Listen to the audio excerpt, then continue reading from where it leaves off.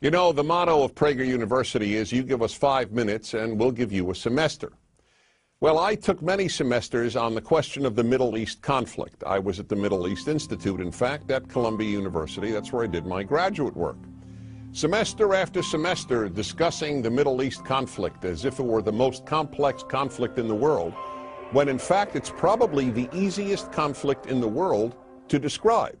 It may be the hardest to solve, but it really is the easiest to describe. And really, in a nutshell, this is what it is. Israel would like to exist and recognizes the right of the Palestinians to have a state. The Palestinians, however, and many other Muslims and Arabs, do not recognize the right of a Jewish state of Israel to exist. Every poll among Palestinians shows that the majority of Palestinians want there to be no Jewish state of Israel, doesn't believe that it should exist or had any basis for being. And this has been true since 1948, when the British left and the UN established a division. Palestine will be cut in half, a Jewish half and an Arab half. The Jews accepted it, the Arabs didn't accept it, and what happened the moment it was announced? Arab armies, about 7 Arab armies, attacked the Jewish state in order to destroy it. To everybody's surprise, the little Jewish state survived, and that was pretty much it. And then it happened again in 1967 when the dictator of Egypt, Gamal Abdel Nasser, said we are now going to extinguish the Jewish state of Israel. And Jordan joined him and Syria joined him, but Israel attacked first, and so Israel survived.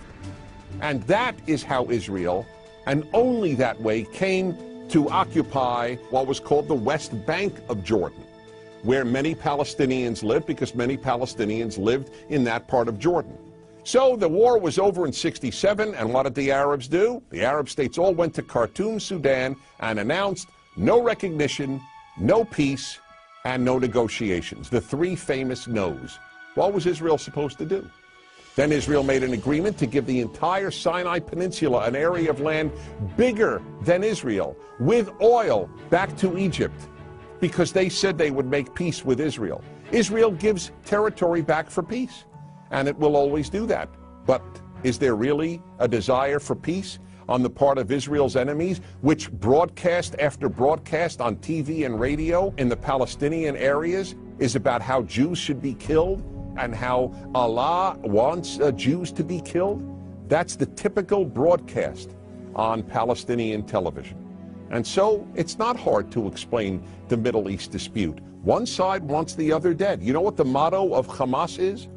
The motto of Hamas is, we love death as much as the Jews love life. Now you tell me, how is Israel supposed to make peace when people believe what Hamas believes? Now here is one of the most important things nobody talks about. Everybody talks about a Palestinian state. Why didn't anybody talk about a Palestinian state while the Palestinians lived under Jordanian rule? Because the truth is, people started talking about a Palestinian state once the Palestinians were under Israeli rule, because it was always a way to destroy the Jewish state of Israel. And I say Jewish state because that's what it is. There are many, many Arab states, but there's only one Jewish state. It is about the size of New Jersey. In fact, Israel is the size of El Salvador. El Salvador. And yet, if a Martian came to the earth and they visited the United Nations, or they read the world's newspapers or watched world television, they would believe that the biggest problem on earth is a state the size of New Jersey and El Salvador, this state of Israel. This preoccupation with a little democratic, humane state is absolutely irrational. And here's another question to be asked.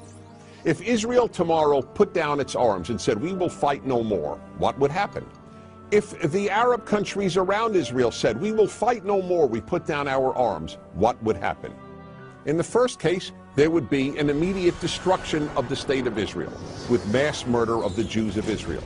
In the second scenario I presented, where the Arabs put down their arms and said, we just want peace, there would be peace the next Wednesday. The fact is, as I said at the outset, it is a very simple problem to describe. One side wants the other dead. And if they didn't, there would be peace. And yet, please remember this.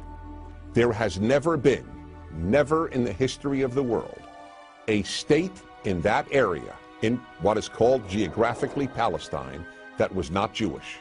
Israel is the third autonomous Jewish state to exist in that area. There was never an autonomous Arab state. There was never an autonomous Muslim state.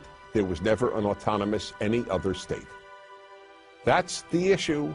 Why can't a little state the size of El Salvador that calls itself Israel be allowed to exist? That, in a nutshell, is the Middle East problem. I'm Dennis Prager.